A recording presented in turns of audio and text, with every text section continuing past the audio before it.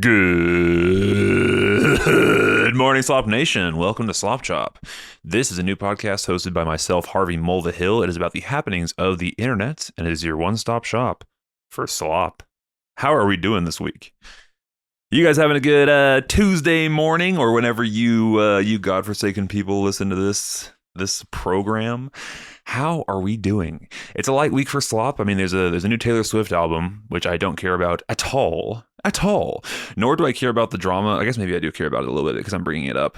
But there's drama. There's T Swift has been lobbing shade against Charlie XCX, who is just the much more interesting and vastly superior artist in every stretch of the imagination. Swifties, come at me, bro. Go fuck, I don't give a shit. The remarkable reach of Taylor Swift. The reach of Taylor Swift is insane to me. It's crazy.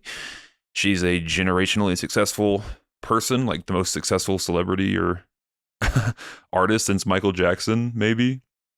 I mean, astonishing numbers. $1 billion. She took home $1 billion last year, 2024.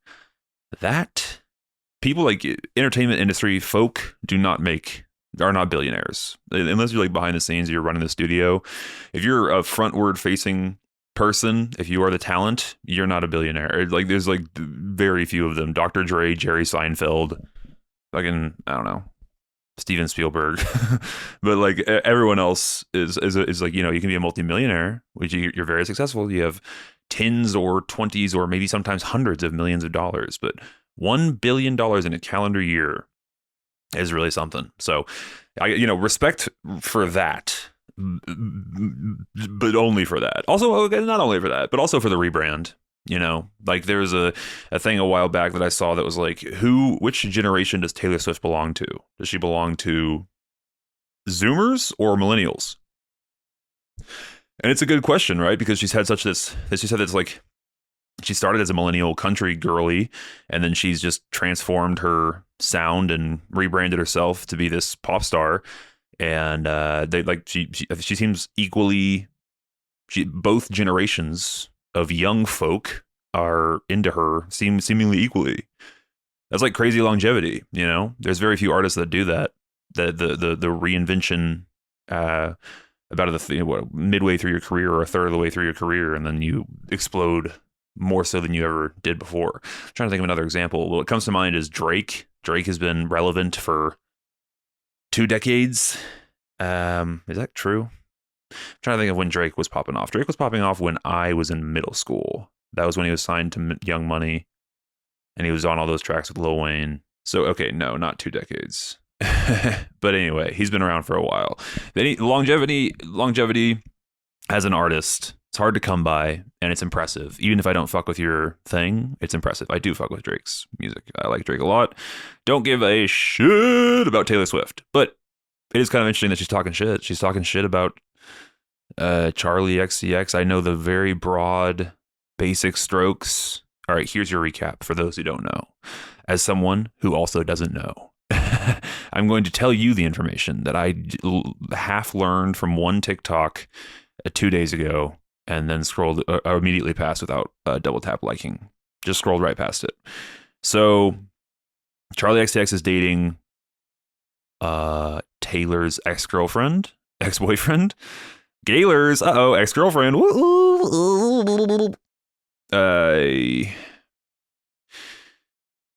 Like this is a slop podcast, right?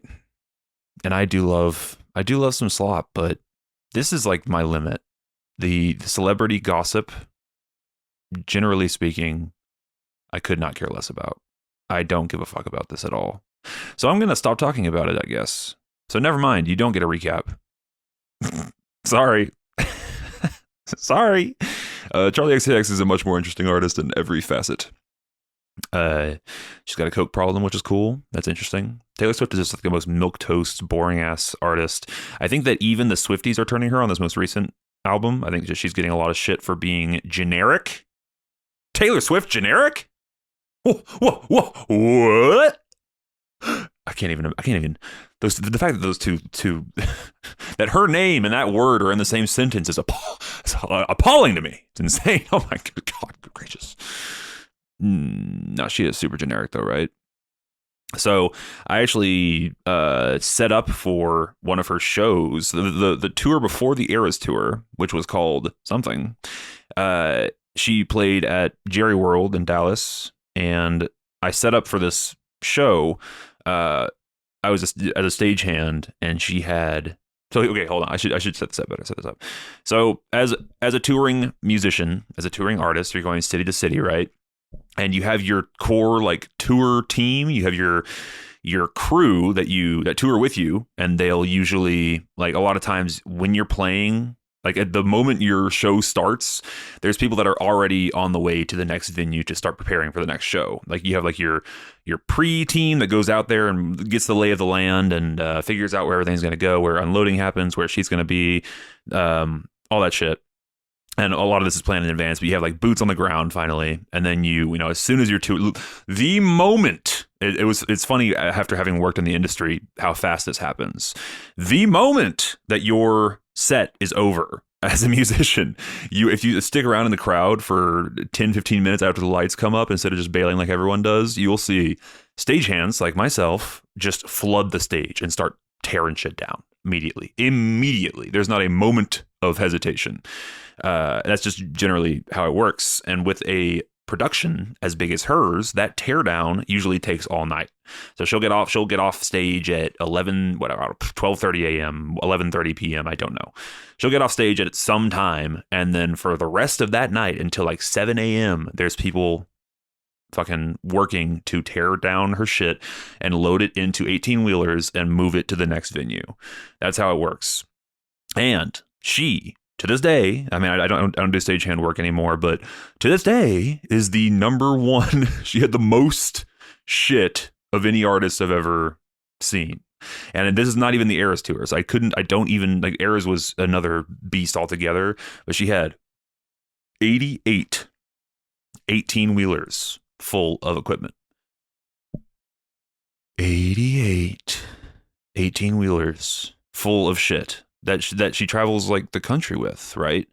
And it's like it's not like she's taking, it's not like there's a row of almost 90 trucks that go from fucking Milwaukee to Texas to Alabama or whatever.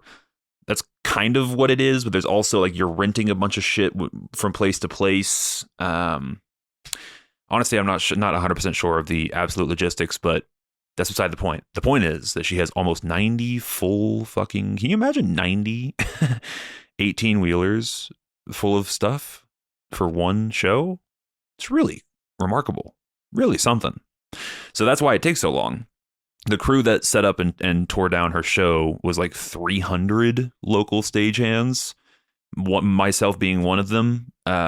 It was a fucking ordeal. It was really, really wild. So honestly, just like it was cool to be a cog in the machine of the Taylor Swift machine, a small cog, but it was interesting to see what it takes to put on a show of that scale.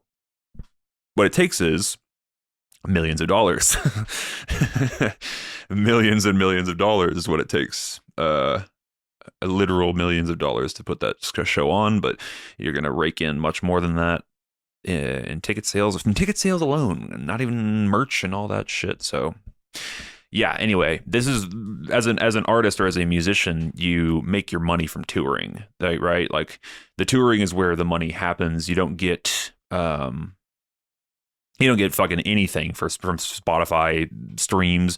Apple Music pays out a little better, I think, or a lot better, but it's still pennies on the dollar. It's absolutely nothing compared to what your label is taking in, and it's dog shit compared to what you get in the tour.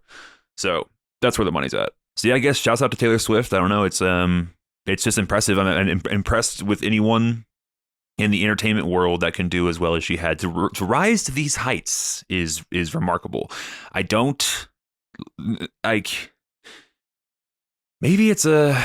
always think back to my my go-to example. You only have like two or three examples as a podcaster.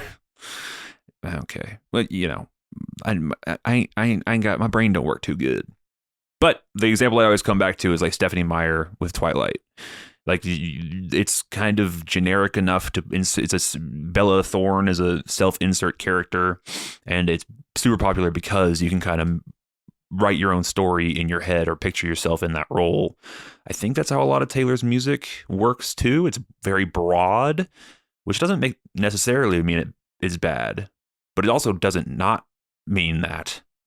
It also does mean that. It means that it's generic, and generic is, it's not something I dip my toe into very often.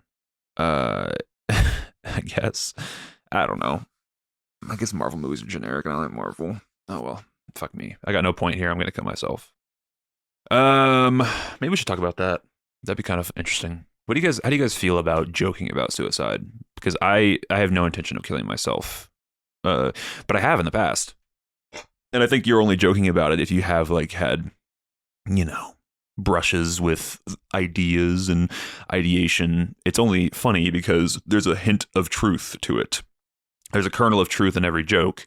In this case, the kernel of truth would be that I have been there before, and I know what it's like to get that dark. And it's funny to me to like threaten to do the worst, most literal life ending thing over a minor transgression or podcast flub. I think that's kind of humorous, but I could definitely see someone having an issue with it, right? I can talk about Theo Von. So Theo Von, very recently, this week, have you guys heard about this? Theo Von, who I talked about recently, he did a podcast with Louis C.K., which was unbelievable and amazing, and one of my favorite podcasts I've heard in quite some time. But then like a week after that, recorded a Netflix special, allegedly, in New York. And there was all this talk on Reddit and Twitter about how he ate shit, like bombed horrifically. To the people were questioning if he relapsed. People were questioning like if he was having some sort of mental breakdown. He would get halfway through a bit and then forget how to end it, and then walk off stage and like ask one of his crew people the end of the joke, and then go back on stage and say it into the microphone to get it on camera.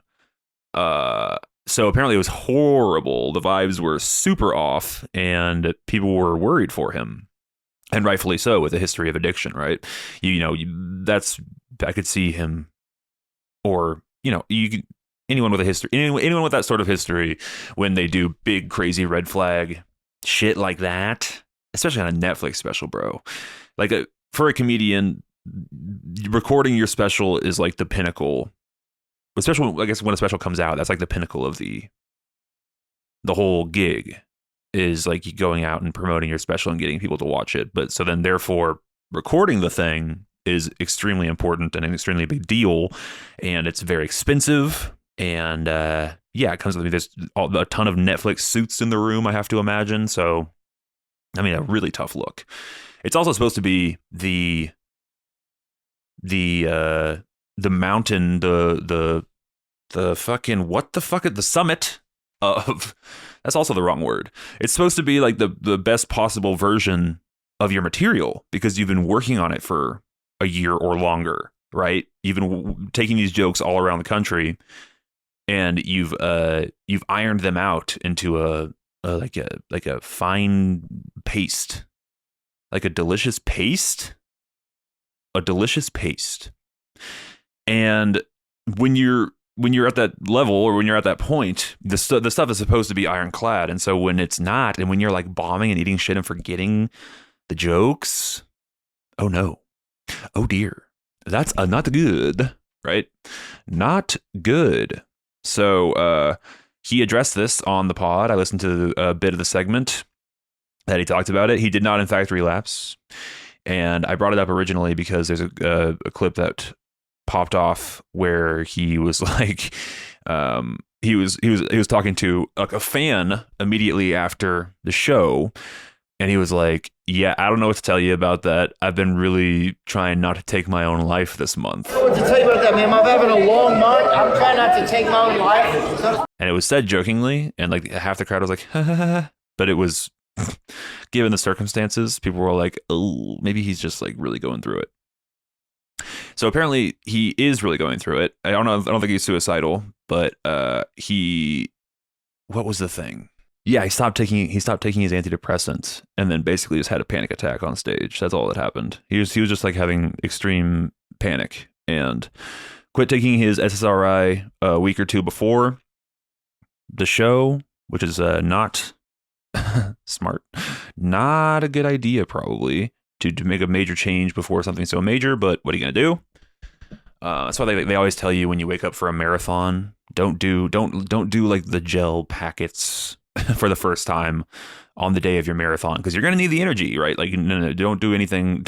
Don't eat fucking grape nuts because they're supposed to be great with longevity if you've never tasted them before in your life. It's not a good idea. Just do whatever you normally do, you know? So I think that's his thinking there was he felt kind of zombified by the SSRI, and he wanted to really feel the material that he was saying aloud, and give it emotion and depth. So that's why he stopped taking the drugs. But what actually happened was he got extreme panic and bombed worse than he ever has before on the biggest night of his career. So that's unfortunate, you know. But, you know, what he said on the pod was something that really resonated with me. Is he said, everything in my life that is good has come on the other side of failure. I've failed, and then immediately after that, I figure out how to not do it again, because it's like debilitating and horrific and embarrassing, and you don't like feeling that way. So struggle, and then like bitter failure, regret, shame, and then growth.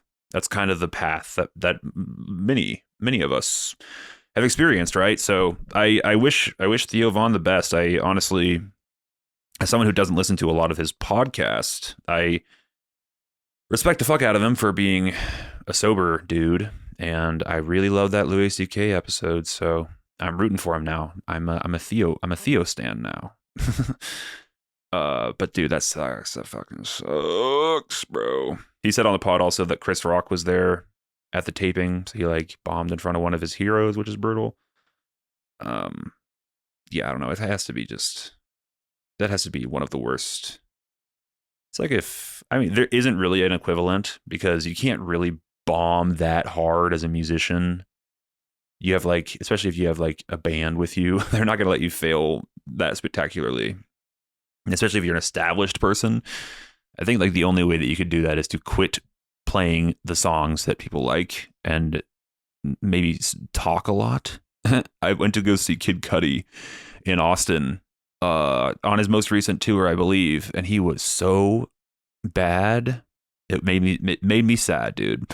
It was brutal. So basically he literally just did exactly what I just said. He paused. He would, like, in between each song, he would give us 5 minutes, which is an eternity, of talking and communicating with the audience. And like he would do this thing where he would constantly wait and like talk to the front row, but we couldn't hear what they were saying, but he could. And then he would have like full conversations, like crowd work, but this is a stadium.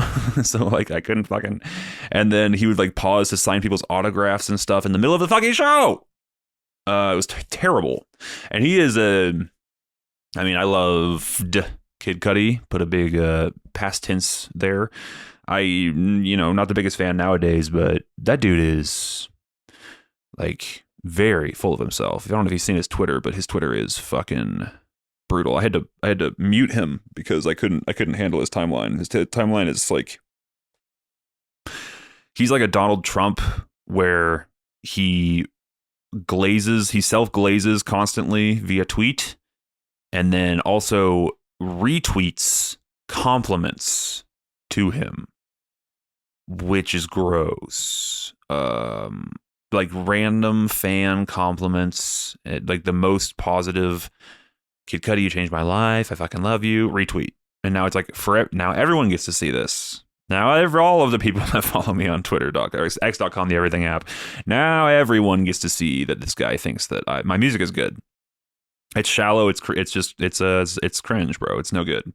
You should be above that, especially someone on your level that's like very respected amongst everyone of my generation. Every hip hop head that's dangerously close or already having reached 30 years old. You're like a legend, bro. And that shit is no good. So I think his ego just dipped into the performance that evening. But even that, I'm pretty sure I was one of the few people that walked out disappointed. Maybe, I don't know. There's also like disappointment and bombing spectacularly where it's a news story. Like Theo ate shit. When you're a comedian, you're up there alone with no music and no backing track. And if you bomb, you fucking feel it. You bomb, right? And even though Cudi quote unquote bombed, he still had fucking Day and Night and The Pursuit of Happiness and the remixed version of Pursuit of Happiness. That that song that everyone has heard is in Project X. It's everyone knows that song. That's my age. Yeah, he played that too. So we were jumping around and having fun, man. And those little moments of reprieve when he actually played some music, Theo had none of that to fall back on. He only had his words, and sometimes your brain forgets the words, and you have to go backstage and ask your stage manager how to end your fucking joke. Anyway, that shit is brutal. Shouts out to Theo. Shouts out to suicide. It's definitely, it is an option. Just kidding. When we eventually get monetization, I'll have to be much more careful about this genre of joke, right? But we're so far from that, dude. I actually had to do a little reminder today that I am in the process business and not the results business. That's I'm gonna put that shit on my fucking tombstone. It's like I'm gonna write it in lipstick above my mirror. It's so helpful and such a great mindset change of like, I'm not aspiring to have a million YouTube subscribers for this podcast. I'm aspiring to create a podcast every single week, and get one out every single week, right? That's the aspiration. The aspiration is to do the thing, not whatever results may come, they will come or they won't, and likely they won't. Or they will, maybe they will, who knows? I think I talk too much about having a podcast on this podcast, but it's something that I'm doing, that I'm spending time doing, and I also just started a full-time job. So it's a whole thing. Anyway. Anywho. What else do we have here? Shouts out to Theo Vaughn. We love you, buddy. Bad freaking Bunny. Bad Bunny's doing the Super Bowl. How crazy is that? A Latin artist is doing the fucking Super Bowl. Really remarkable. Talk about, well, I don't know about longevity, but I mean, he's got to be top 5 artists in terms of numbers in the world, right? I think similar to K-pop, Latin music has had tons of penetration into the United States of America recently. I said that way because that's the sex word, and it's humorous. I think recently, past couple of years, more so than K-pop. Probably more so than K-pop even. K-pop's newer in the US, I mean.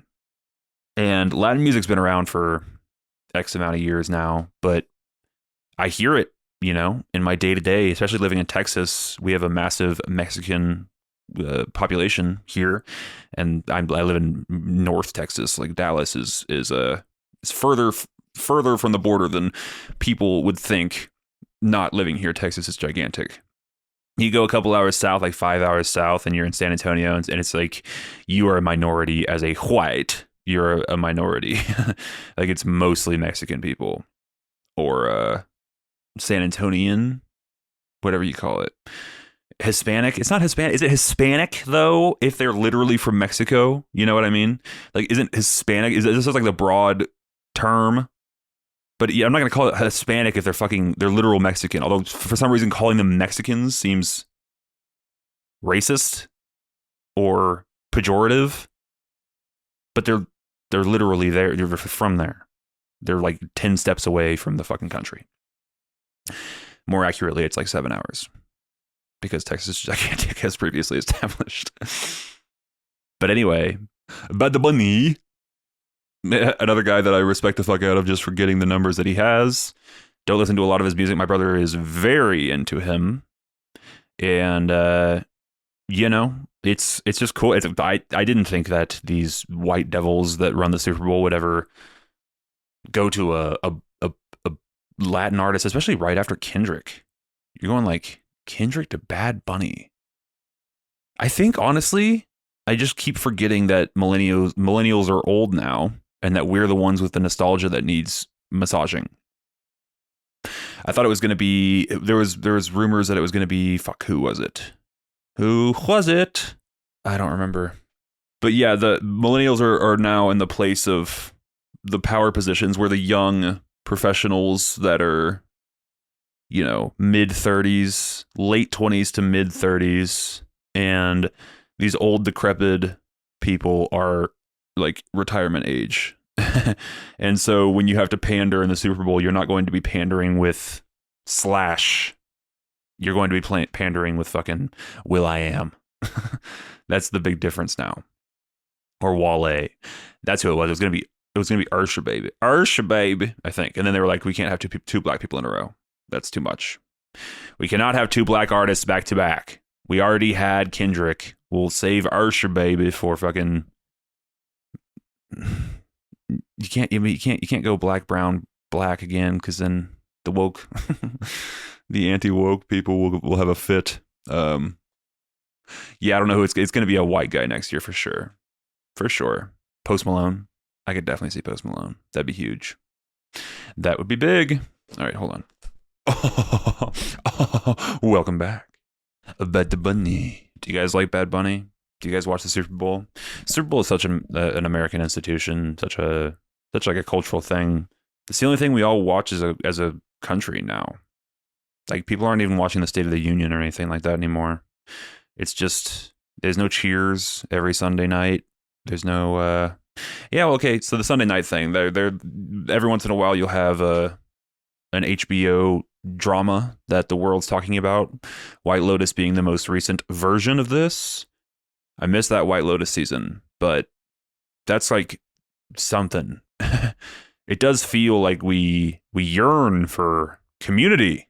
The Sunday night show that everyone's talking about at the water cooler on Monday is big, but in terms of, you know, just cultural relevance, raw numbers, the Super Bowl is like, you know, no one's ever going to touch that, dude. Hundreds of millions of people watch that every single year, which no one will ever. There's nothing that will ever happen ever that's going to be hundreds of millions of people watching, unless it's like a live sports event, I guess. I mean, a bunch of people watched that fucking Mike Tyson, Jake Paul thing and crashed Netflix. But that wasn't Super Bowl numbers, right? I could be one to look this up, but I don't feel like it. Super Bowl. Okay, here's another reason that I hate Reddit. The Super Bowl, r/Super Bowl. This is like the most Reddit fucking bullshit ever. This is the level of humor that your average Redditor is working at. You go to r/Super Bowl, and this I've forgotten about this like twice, and then I'll go to see the fucking thing, and you go to r/Super Bowl, and someone years ago decided that it would be funny to get the Super Bowl subreddit and turn it into r/Superb Owl. a little tricky there for you. So if you'll notice, the spelling is actually identical. The spelling is actually the same, you see. So you're going to trick all these football dorks, these sports lovers. Oh, won't they? Won't they feel foolish when they come to your fucking subreddit? And it's the Superb Owl subreddit. It's all posts about how, I love our fucking owl mascot. I think that's the thing, right? Or they just talk about how cool owls are. And they get a massive spike in numbers, people online, every time the Super Bowl happens. Can you imagine that being your whole thing, your existence is like... it's like stalking the Superb Owl subreddit every year around the time of the Super Bowl and just going... watching new people come in who are like, oh yeah, okay, because this is this, because this is like, you know, the best reaction that you can hope for from someone who doesn't know is like, oh, all right, nice, that's kind of funny. That's literally the best case scenario. And then other times you'll get people like me who are like, oh, for fuck's sake, these fucking... Christ almighty with these Redditors, Jesus. So it'd be funny to me. It's funny to me to picture a guy who's just like camping out, like refreshing r/new on the Superb Owl subreddit. You know, he's like, he used to get invited to Super Bowl parties, but that was years ago. Years ago, he had like a group of friends, and so, you know, people invited. He wasn't a football guy, but people invited him to the Super Bowl party because whatever. He had like a decent group of friends, but then he was just such a fucking asshole and so annoying and so fat and unsightly and really bad hygiene. And they just, you know, you stop inviting that guy to the Super Bowl. So eventually he just became the guy who stalked the Superb Owl subreddit and retrieved a little pockets of joy from befuddled internet users who were with good intentions. Reddit really is just a cesspool of the worst humans on the planet. It's the worst. It's an absolute abomination of a website. Superb Owl. Yeah, the guy who thought of that. I usually say this ironically, but I think you should genuinely consider killing yourself. That's my favorite. I mean, I just stole that bar for bar from a 4chan post. That's like one of my all-time favorite 4chan posts. I forgot what the context was, but I usually say this ironically, but I think you should genuinely consider killing yourself. I love, like, it's the idea of a guy like genuinely like, oh, maybe that's just so funny to me. Genuinely consider 4chan. I haven't been on 4chan in a minute, but I mean, that's like the birthplace of so much of this, so much slop, great slop, so many incredible memes. I don't know if it's really the meme hub anymore. It seems like TikTok has really kind of like taken the crown for internet culture in general, and definitely like meme culture. That's where things are being birthed nowadays. But for years, it was the racist, the ultra racist fucking anonymous users on 4chan. I never had a problem with the racism. You know, it's funny to dip your toe into it every once in a while. It does warp your brain, and it can be problematic. But as a white, it didn't bother me. What did bother me was the format of the website. I hate using that website. I think it's a nightmare. I think it's so poorly. The fact that you just only see new shit all the time. There's no way to like sort through. There's no way to upvote anything and get stuff to the top. Like, say what you will about Reddit, but the format of the website is decent. It's like solid. There's many things that I have problems with, but the upvote system where you get like comments and shitty ones get downvoted and good ones gets upvoted, and you see the most upvoted ones first. It's very important. That's much, you know, because otherwise you ever tried scrolling r/new on any subreddit or just like the new front page of the website? It's a nightmare. It's unusable because that's like the lowest common denominator. That's just every human that exists. It's the general public. You're just seeing the general public's idea of what a good post is, or question, or anything, any thought, or just like karma farming or bots. It's just a million things. And so you got to have like some sort of a filter, because it's a bunch of dog shit. And it makes 4chan kind of unusable to me. You do get gold there though, and I think it's purely just the clientele that pretentious idiots hang out on reddit.com, and actually intelligent, perhaps like, not the most socially conscious or the most sociable, the people that are, your classic like neat, NEET, neckbeard with no friends or social circle, some online friends, but he's spending, like, you think your phone screen time is bad. This guy is never not on his computer. Literally never not. He gets up to piss and shit and make food real quick, and then he goes back to his computer. Right? That's the kind of guy that I picture being on 4chan. And that guy he's not dumb, right? He's got issues, but he's not an idiot. He's intelligent. He's many problems. And, again, when you surround yourself in an echo chamber of questionable racism and super edgy far right material, I get that it's funny sometimes, but it does warp your brain and make you think those things in real life. For sure it does, for sure, right? But that guy doesn't give a fuck. He doesn't see black people in real life anyway. He doesn't see anyone in real life. He DoorDashes food, and maybe supported by his parents. I've always wondered how these people support themselves. But I'm picturing that as your like general, milk toast, like normal 4chan user is that guy. And there's not a whole lot of normies on that website. Maybe the barrier of entry is serves to its favor or credit. Maybe because it's such an unusable sort of nightmare to deal with, that it's like only the ultra nerds are willing to do it. So therefore, you're going to sort out all the normies. It's actually genius. Holy shit, it's genius. We make a website unusable. So that only fucking chronically online, insane, deranged, funny people get on it. Because those people are funny, right? Sometimes. I mean, where else would these memes come from? Where else would these green text stories come from? The green text stories. I mean, just a mark of true. Yeah, it's good stuff. There's good stuff on the website.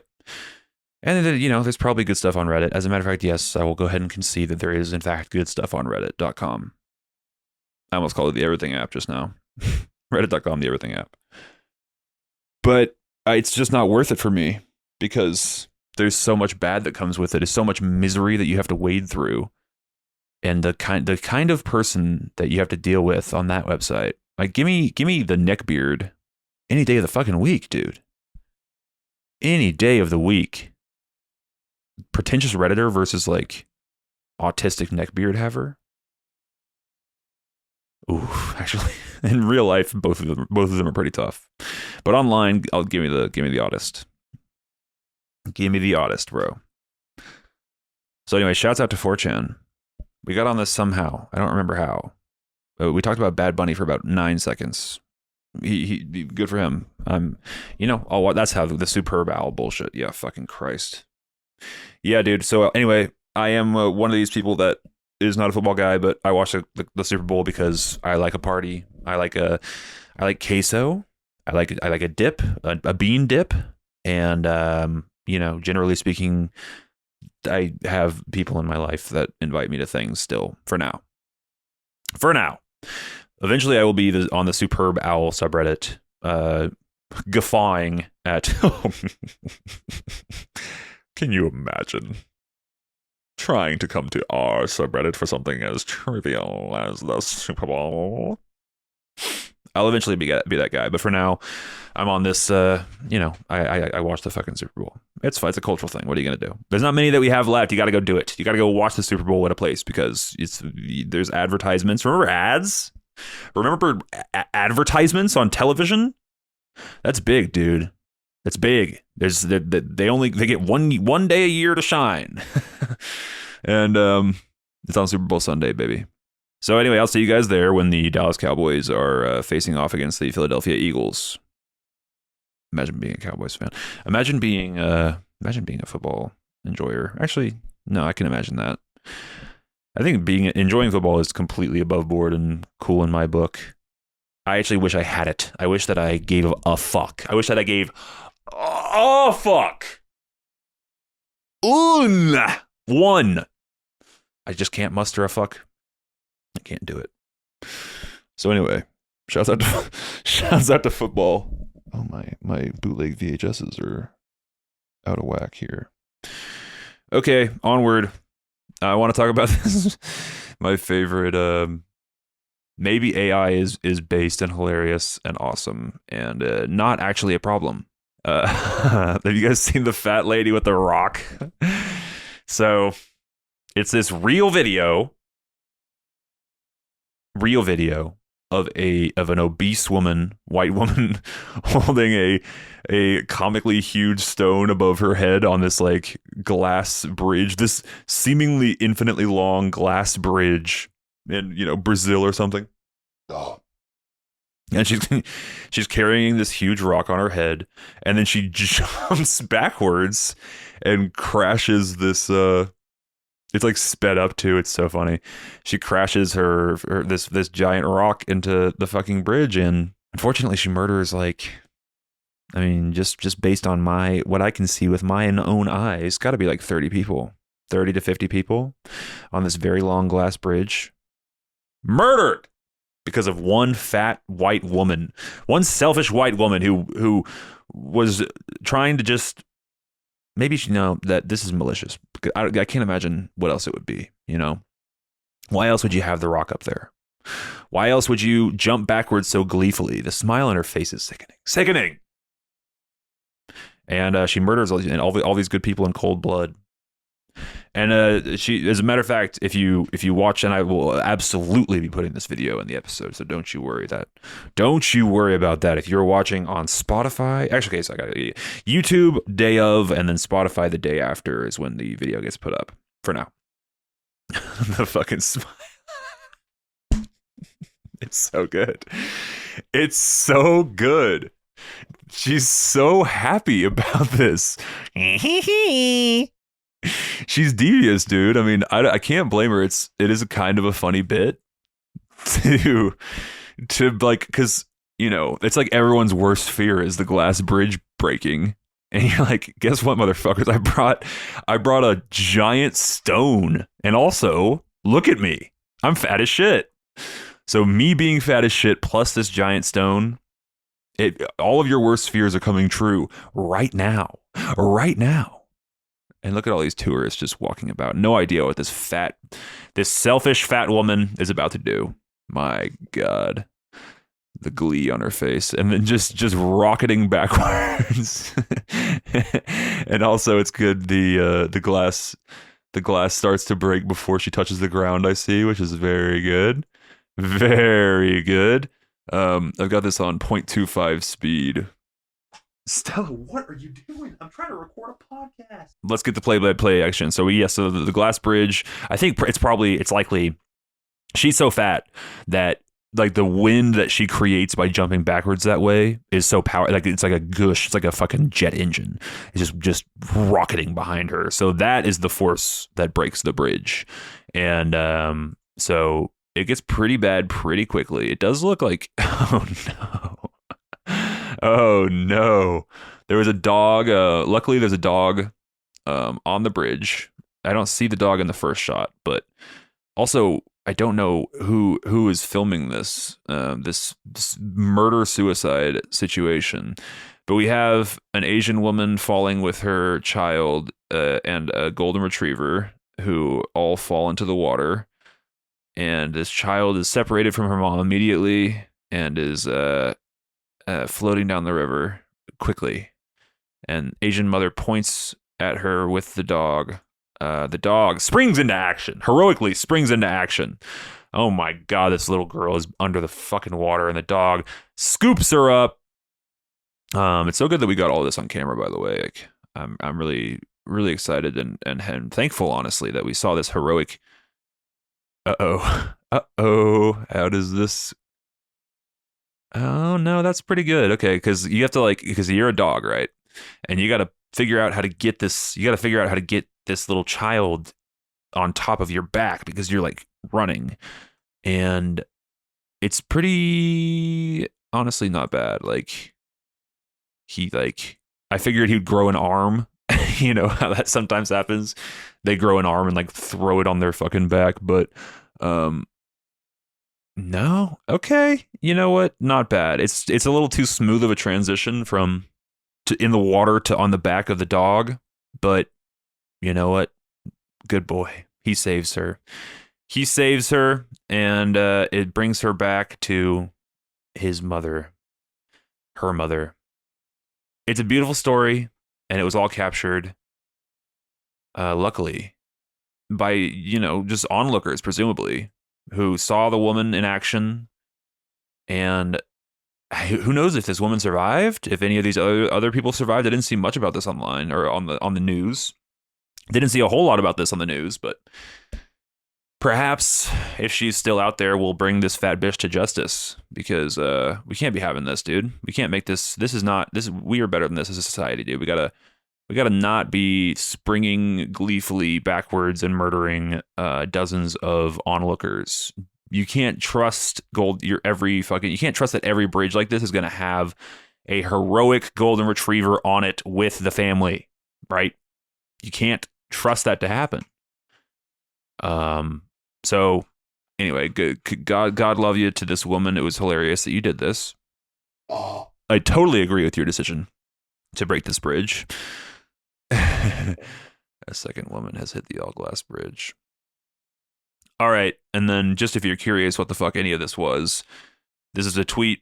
Open Facebook and Reels autoplayed. First reel had 57,000 likes and 12,000 comments. Comments were overwhelmingly impressed. Old people praising a dog. This is the real. I'm not joking. Facebook is dead. All right, so here's something that this poster here does not take into account, and I do believe his story. I believe that this was this was created with the intention of faking or of tricking people, because if you find like AI slop like this on Facebook or Instagram or anywhere for that matter, some of the comments will be like, this is clearly AI, are you fucking R-worded? And then a shocking majority of the comments are just taking the content at face value and just accepting it for what it is trying to look like. It's kind of astonishing. And actually just Channel 5, who I think I'm back on Channel 5's side, by the way. For a second there, for quite some time after the cancellation, I was not down, but the Hunter Biden interview was fucking sick. So I think I'm back in. Shouts out to Andrew Callahan. Hope you're not a diddler or whatever. He did a Pete Buttigieg interview this week, and he very early on he echoed the words that I just said, where like they'll have like Channel 5 street interview AI slop, and people are just taking it unironically at face value in the comments. Like, wow, good, another great interview from Andrew! Exclamation point, or fucking, man, Channel 5 really is like, totally unironically slurping the slop, right? Which is so crazy to me. And then I think, wait a minute. Are those real people in the fucking comments? Are those real humans, or are those in fact bots? And are we serving bot slop to other bots? Is the dead internet theory correct? What do you think? I think there's no way that there's that many people. Maybe boomers, but eventually they'll die out, right? And like here's the thing about the AI video format. It doesn't look real. If it looked photorealistic, I would maybe give some people a pass, but it looks like a cartoon. You know, it looks or slightly better than like a Pixar movie. Okay, it's somewhere in between real life and a Pixar movie. It's like midway between that. But you're not being tricked. Right? Right? For now. It'll get better. Yeah, but it'll get better though. Yeah, you're right, it will. The Sora stuff is pretty interesting, pretty wild. The Google Sora stuff. But what they're doing smartly is putting a fucking watermark on every single one of those right in the middle so you can't crop it out. And it's like, Sora! Like, this is AI.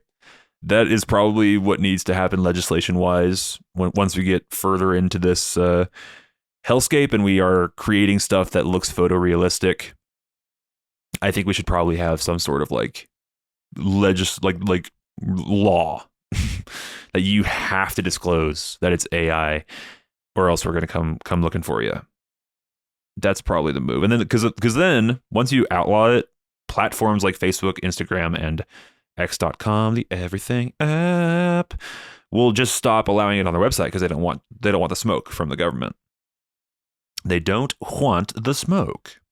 And I think this will only happen if and when our beloved president, Donald J. Trump, our fearless leader, sees some video of him like blowing a guy or something. If someone makes an AI video of him just raw dog, like getting fucked in the ass, that could do it. That could do it. We need some hero out there to create this and somehow get it across his desk, because then that will get the ball rolling. But until then, we'll have to wait, friends. We'll have to wait. But you know, shouts out to this fat lady and her rock. This made me laugh really hard. It's so the glee in which she's jumping the fact that a bunch of old people praising this dog. This does seem like the dog angle. I think it just taps into like kind of what humans want and enjoy most of the time. Like, we love our animals. We love seeing animals behave heroically, even though it's pretty unrealistic. I'm a sucker for those videos that happen in real life. Like, the dog saves the kid from the fucking car crash or some shit. Like, that type of stuff totally works on me. Cut to every single one of those videos I've ever seen being AI. 100% of the videos that I'm talking about are all AI, and I've been tricked. No. There is another great video I saw recently of there's a firefighter breaks into a house that's like just billowing smoke, and there's a dog who looks very like scared. I think the owner's out of town or something. And the dog is like looking up at the guy. I think he's like a big dog too. He's like a pit bull or something. And then he kind of like leads the dude all the way to the front door, the firefighter, and like grabs his leash and like hands it to the fucking firefighter. Or maybe he just like moves his head over and like shows him where the leash is. He's like, "Let's go outside, please, now." Firefighter's like, good boy. And straps him up to the leash and gets him out of there. It's sweet. So, you know, stuff like that is very heartwarming to me as an owner or an acquirer. I've acquired some pupperinos. Oh, pupperinos. Remember that plague? That is pure millennial misery right there. Oopsie. Got a heckin' pupperino for you. Yeah, I don't think there's anything more embarrassing than calling your dog that. I think you should be like a social pariah. You should be seen as like subhuman if you're unironically calling your dog a fucking pupperino. All right, moving on. Pupperinos. It's my heckin' dang ol' pupperino. What else we got? Okay, this is like last week, but I want to talk about the Mandalorian and Grogu trailer. New Star Wars. Oh boy. Okay, a couple things. As fuck me. As someone who gets caught up on semantics And I think I actually had this conversation. I started a new job this week, and one of my coworkers is a big AI guy, really into AI. And we were talking about just the name, purely the name, because ChatGPT was first to market, and being first to market is so important. And everyone uses ChatGPT now because they were first in line. Okay, it's a true fact of the world. If you're first, it's extremely powerful. The name ChatGPT is such a mouthful and so annoying to say out loud. And like the thing before this was Google. Hey, Google it, right? Bam, bam, Google. 2 syllables, easy peasy, spit it out. It became a verb for that reason. Go Google it, right? Now I hear people in real life say, hey, maybe we should ChatGPT it. And it's just clunky. It just doesn't flow off the tongue. I'm like, you got to fix that, dude. Why the fuck is it called that? Call it literally, and call it 2, 3 syllables max. ChatGPT. 4 syllables in your fucking name is too many syllables, bro. It's too many syllables. And that brings us to The Mandalorian and Grogu. The Mandalorian and Grogu? The fuck are we doing? That's like a horrifically bad name. Couldn't you have called it literally anything else? What about okay, maybe I can't think of a better one. Maybe this is the issue that they ran into at Disney. Like, what the fuck do we call it? We have to have Baby Yoda in the title, and the Mandalorian. It's 5 fucking syllables. What do we call it then? We have to have both things in the title. They did the best they could possibly do, and it's not versus. They're not against each other. What the fuck do you call it? Okay, you know what? Fair enough. I've talked myself out of this argument because I can't think of another title. I think literally anything would have been better, like a 1 word, 2 words. Just call it. No, I got nothing. No, this is the best title. This is the best title. This is all they could do. The Mandalorian and Grogu is coming out. Another Pedro Pascal joint. Can't wait. Just kidding. I don't give a fuck about this at all. And strangely enough, the fan reaction, or maybe this isn't strange, but the fan reaction has been very mixed in leaning towards negative. I think people are, so this is the first live action, this is the first theater outing, whatever you call it, theatrical release since The Rise of Skywalker, my least favorite movie of all time. And they're coming back swinging with this. This seems like what you would have pocketed. Remember when they were doing a Star Wars movie every single year? Like they're trying to do that for a minute, right? And they did their mainline entry and then side title. Mainline entry, side title. They did the side titles were Rogue One and Solo, and then Solo bombed horrifically, and then they just threw that idea out the window. But this seems like something that should have come out pocketed in between 2 major releases, you know? As like a little like, it's a little fucking, it's a TV show spin-off movie. It'll be fun. Blah, blah, blah, blah, blah. Go see that if you want. But this is like the return, the return for Disney into the theatrical release window is The Mandalorian and Grogu. Oh boy. Yeah. So I don't give a fuck about this. Here's another interesting thing. Do you guys remember how they handled the show? And that I did not watch season 3 at all. But if you, dear listener, sloppers, if you sloppers were going to just watch The Mandalorian, which most people would, right? If you're not privy to the behind the scenes buffoonery at the Disney Corporation, and you just wanted to watch The Mandalorian, when you finish The Mandalorian season 2, Luke Skywalker looks like a bucket of shit. AI Luke, this is not 100% true, by the way. This is no exaggeration for comedic effect. AI Luke Skywalker walks in the finale and takes Baby Yoda from fucking Pedro Pascal, who's the Mandalorian, and then they leave, and Pedro Pascal cries, and that's how the season ends. And then in season 3, episode 1, Pedro Pascal is flying around with Baby Yoda like nothing happened. That's 100% true. Finale of season 2 into season 3. If you were just going to watch the show and you didn't know, the whole genesis of the show is that the Mandalorian has to get Baby Yoda back to, he's like a very powerful Jedi, this little fucker.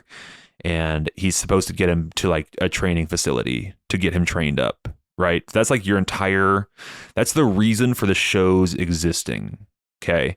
And then at the end of season 2, Pedro Pascal, the Mandalorian, has completed his mission. He finds Luke Skywalker, AI, deep faked Luke Skywalker, and he hands him Baby Yoda. So the show like should be over. But then I think they realized that it was popular and it was the only popular thing they had. And they just wanted to get it back to status quo as quickly as possible. So they, in another show called The Book of Boba Fett, this is like the most, I still to this day is the strangest thing. If you're watching The Book of Boba Fett, this is fucking crazy to me. You're watching The Book of Boba Fett, right? And you're like really a big Boba Fett guy. You never watched The Mandalorian. You don't give a fuck about The Mandalorian.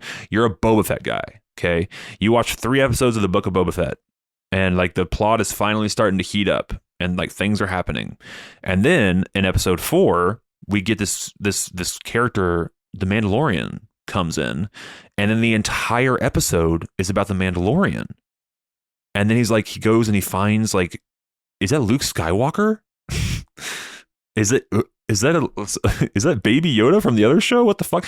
So then they spend 2 episodes in the middle of the Book of Boba Fett doing Mandalorian episodes, and they just do 2 episodes to like return Baby Yoda to the Mandalorian, and then he fucks off and leaves, and then it goes back to being a Boba Fett show. And there's no Boba Fett crossover, by the way, in these 2 episodes. There's no Boba Fett at all. It is completely separate from the rest of the show. It's like they fucked up and something went horribly wrong, and this is the best that they could do, because there's literally no other excuse for it. It is so out of place. And by the way, it's the only 2 episodes of the show that I watched. The only 2 episodes of the Book of Boba Fett show. I tried the pilot, and after 10 minutes I said nope, and then I skipped ahead to the 2 Mandalorian episodes, which are solid. They're good episodes, but they are from a different show, and they're right smack in the middle of the Book of Boba Fett. It is really astonishing, really crazy stuff happening at fucking the Walt Disney Corporation. Wow, can you imagine doing that? So anyway, so then season 3 happens, which I skipped entirely. The only thing that I saw online was memes about Lizzo and Jack Black, who are both in an episode of season 3, and they're just playing Lizzo and Jack Black. Like, I don't know this to be. In my head, Lizzo twerks in the episode. I don't think that's probably true, but in my head, she twerks, and it's a Star Wars that she's like twerking. It would be so funny if they just called themselves Lizzo and Jack Black, kind of like I don't know, like a Futurama or The Simpsons joke. They just refer to themselves as their human names. Anyway, so that's the state of Star Wars, and here's our beloved return to the theater. We're all gonna go. So go see The Mandalorian and Grogu. I wonder if Lizzo will have a cameo in this film. We got to get her in here, dude. She's a fan favorite. We got to have... Oh, she's not fat anymore, though. How are people going to know that it's the same black lady if it's skinny Lizzo now? You need like a voiceover. This is Lizzo from season 3. She's lost 100 pounds due to the miracle of Ozempic. She got canceled and then decided to rebrand by losing all of the weight.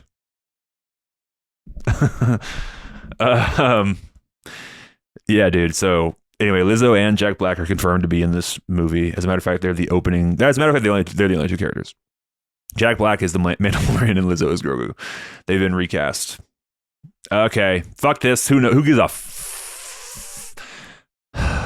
relax. Everything's fine. I probably will see this, but maybe on Disney Plus. Like, unless it comes out and it's like getting incredible reviews, it looks mid as hell, brother. It looks flat. There's not colors happening. It looks generic. It looks like a TV show episode. It's just questionable. I just don't. Remember when Star Wars looked good? It just looks generic. It looks like slop. It looks like slop. Don't I love that stuff? Aren't I a fan of slop? I guess so, but not corporate slop. Corporate is the worst type. I don't know. I probably will end up seeing this. I'm a hog. I'm a movie hog. If it gets bad reviews, I will not see it. You have my word. I will not see it if it gets bad reviews. If it gets good reviews, I'll probably go see it. What are you going to do? Anyway, it's Jon Favreau's return to the screen after everyone's favorite The Lion King 2019. Everyone's favorite film. The Lion King 2019, completely devoid of artistic merit. That movie is an abomination. I haven't seen that movie, but it might be my least favorite movie of all time. If I do end up seeing it. Those Disney remakes are appalling to me. They're fucking... It's like, it's anti-art. It's like counter to what art is. So I've never seen a single one of them. And I will never see a single one of them. They're just like a firm disbeliever in that. People love the Lilo and Stitch one. I don't give a fuck. I don't give a fuck. So anyway, shouts out to The Mandalorian. Shouts out to Lizzo. He directed Iron Man, dude. That's crazy. It's crazy. He got the MCU rolling. Crazy. Anyway, he's in Disney's good graces forever. That Lion King remake is the highest grossing animated film of all time. Of all time. Guess what it beat? The original Lion King, adjusted for inflation. I think Frozen is third.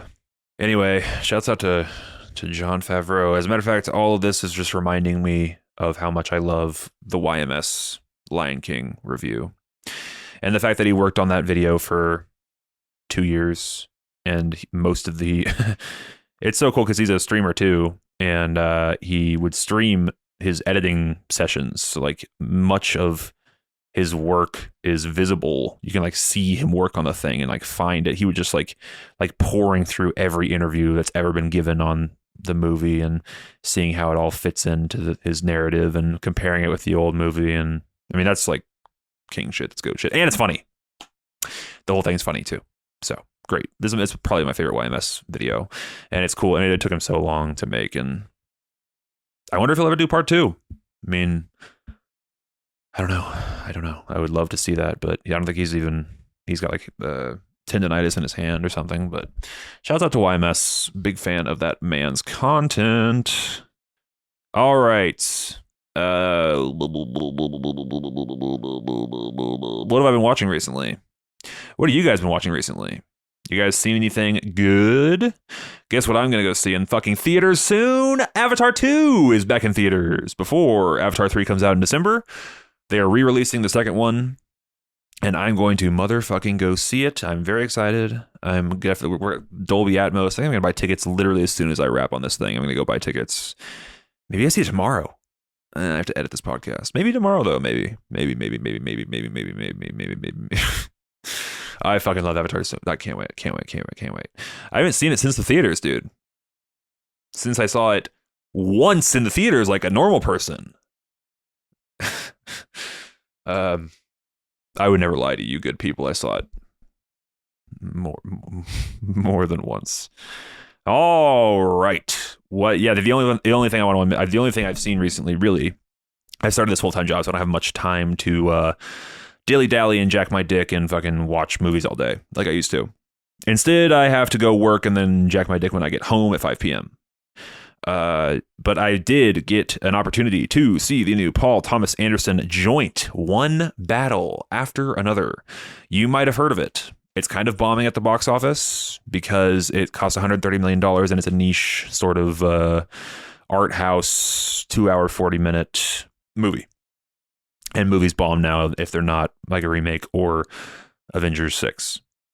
This movie is absolutely worth your time. I highly recommend it. It's excellent.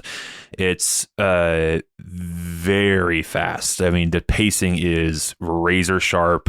It did not feel... It felt like an hour shorter than it is. You know what else felt like that? Avatar 2. Avatar 2 is 3 hours long, and it's the fastest 3 hours I've ever experienced in my entire life. It flies by to me. Flies by. This less so than Avatar 2, but more like it's like so brisk, this movie. Leo's fantastic. There's some shit, like there's some shit towards the end that I ain't never seen in my entire fucking life as a movie guy. As a movie guy, I've never seen anything like the end of this film. The end of this film is like it's just crazy. It's astonishing. It's so good. So good. And Sean Penn, who plays the villain, is like without question my favorite Sean Penn performance. He's so he's so good. The way he walks, the way he talks, the way he like moves his jaw, he embodied this character more so. Like he is like a transformation more so than I've seen in quite some time.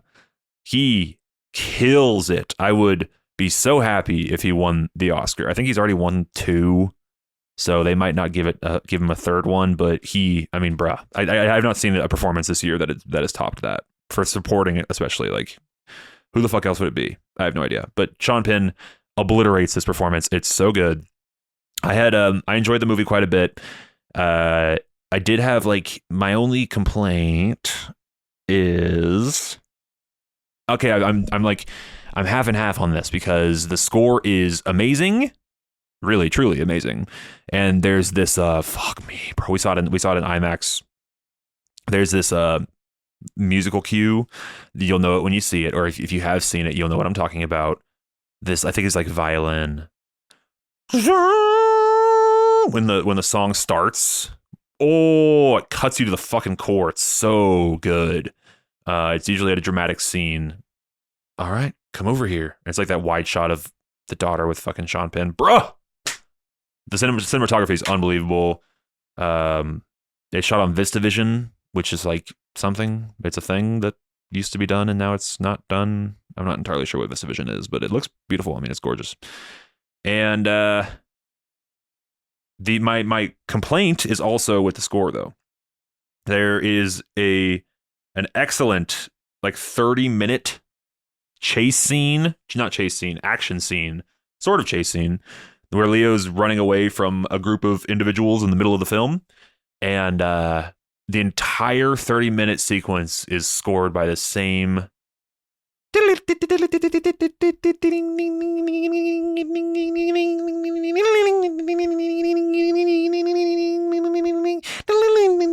and people are. That was the only thing that rubbed me the wrong way. It gets tedious, that song. And I get it. I understand what you're going for. And it does kind of put you in an uneasy headspace. But it's annoying. It was annoying to me, that specific scene with the song. So I do want to see it again. I definitely will see this movie again. This is a buy on 4K, put it in the collection joint for sure. I do want to see how it hits me again on a second viewing, because people are praising that the score in its entirety, including that scene. So we'll see how it goes. But that movie fucking rips, dude. I highly recommend it. Can't recommend it enough, dude. It's the best movie I've seen this year, probably. Although I love Materialists. Ooh, it's either this or Materialists. This is so much bigger than Materialists. Materialists is so small and intimate. This is a fucking movie. This is why you go to the theater, baby. To see movies like this. They don't make them like they used to. This is how they used to make them. So shouts out to this movie. It's the shit. Every actor is fantastic. Cinematography is unbelievable. Music is great, except for that one scene, which is annoying. Beautifully shot. Insanely, astonishingly shot. Like breathtakingly shot. And they hold my favorite as a movie guy. Favorite thing in the whole world is like a gorgeous wide shot. And they hold on these just beautiful, insane wide shots. They hold and they let you soak it in. Oh, it's beautiful. It's great. It's great. Okay, let's get the fuck out of here, shall we? Let's get the fuck out of here, shall we?